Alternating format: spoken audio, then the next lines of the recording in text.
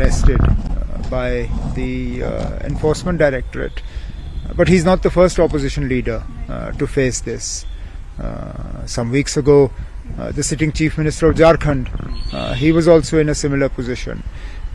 His Deputy Chief Minister was arrested last year, I think it was, and others also. This is just unfortunately part of a process whereby democratic institutions in this country have gradually been eroded to the point where they almost now cease to exist. Now, whether the country realizes the risk and the threat that our democracy faces or not, time will tell. But the legacy that this government will leave, because this government won't last forever.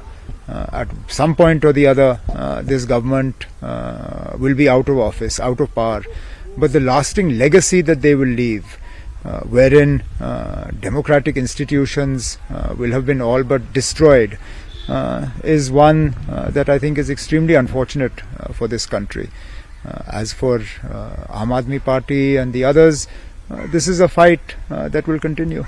So pressure tactics use हो ऐसा लग रहा है फारूक साहब को भी 2 साल में मैंने जैसे कहा, ये कोई नई बात नहीं है. ये अब लगभग कई साल हो गए हैं और कोई ऐसी पार्टी नहीं है जो बीजेपी की आज विरोध कर रही हो, जिनको इस तरह का जो है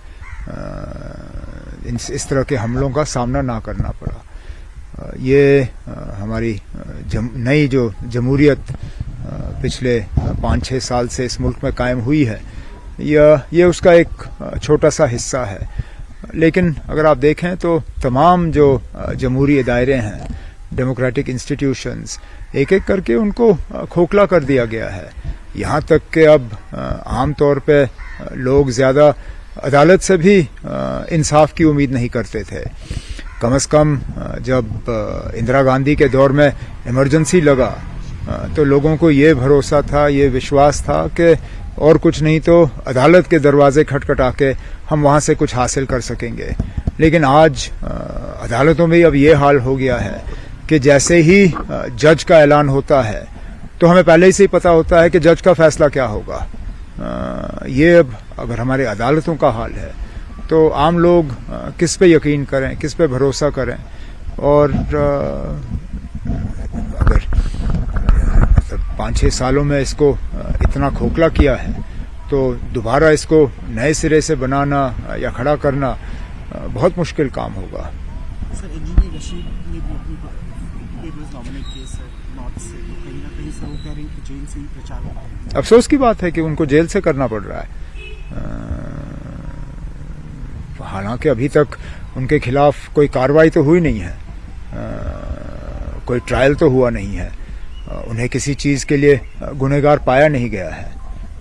तो इस तरह उनको जेल में बंद रखना, ये भी उनके साथ एक सोची समझी साजिश है. और हम सब जानते हैं कि इसके पीछे जम्मू कश्मीर का कौन सा सियासतदान जो है वो इसके पीछे है.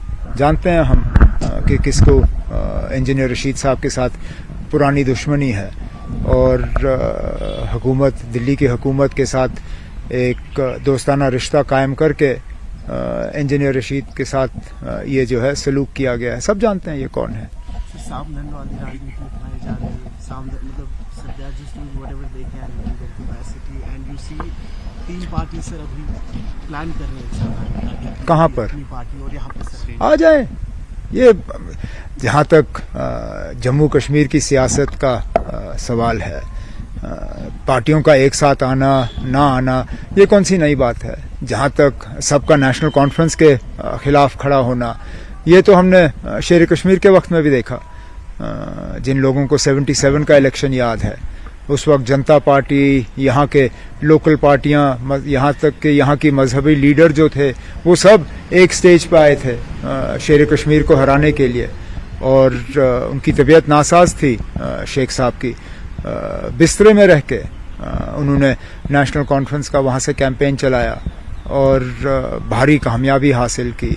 इस बार भी वही हालात बनाए जा रहे हैं। दिल्ली के तरफ से यहाँ इन पार्टियों को एक स्टेज पे लाना, नेशनल कॉन्फ्रेंस को कमजोर करने के लिए, इसका भी हम आगे मुकाबला कर लेंगे। एक लास्ट सवाल सर, ये कि बहुत सारी ऐसी बातें बन रही कि कहीं ना कहीं eventually NC will join hands with India and it's absolutely your call sir. NC will join hands with NDA. क्यों? सर यहाँ पे ऐसी बातें चल रही है एंड इवन इफ नहीं, आप कर रहे हो ना, ये बात आप कर रहे हो, हम तक तो ऐसी बात नहीं आई।